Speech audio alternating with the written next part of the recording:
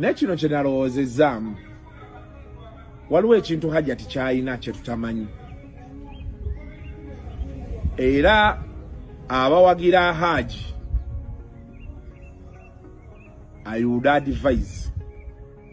sooka ottemu ebigere olemu weetegereze tova kukuwagira Hajji but I'm saying sooka ottemu ku bigere osooke weetegereze Hajjati bw'avaayo n'agamba nga taswadde kuba waliwo ebintu ebi by'olinza olowooza nti Hajjati musiru ku bintu bye bazze boogera ku Hajjati si musiru ayina hinti gy'akuwa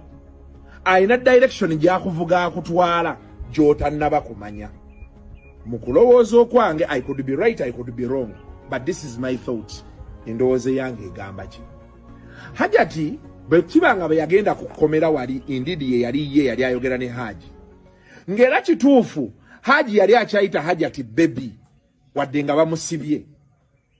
ne audio ze twawulira jangu tuogere jangu tukole best they are pointers there is something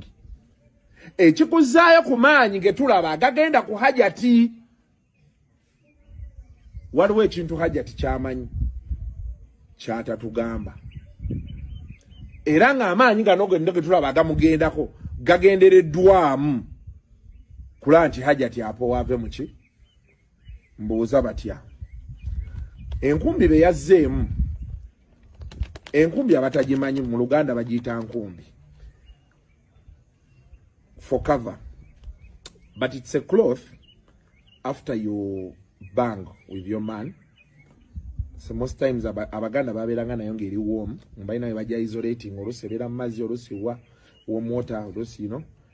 that cloth you used to clean your man after you've had sex. That's what they call enkumbi. So what mpewo. So the Baganda used they used to cherish it a lot those days. These days most girls don't do it because well there's a lot of random sex so it asobola kubanga biseera atambula na nkumbi. Yes. Naye ekintu ky'enkumbi eyo kyandeetedde olowooza kiri kye nangambye seimu kye yangambye nti there could be sigamba nti kyekyo there could be two scenarios. One, Hajji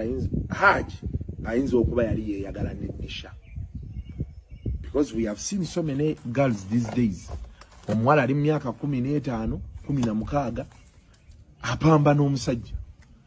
nga beeyagalira ddala n'omusajja ebya ddala nga beerya nako so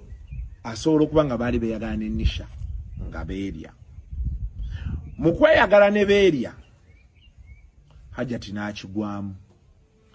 kati Hajjati baakigwamu we wava Hajjati okusitula enkundi either n'agamba nisha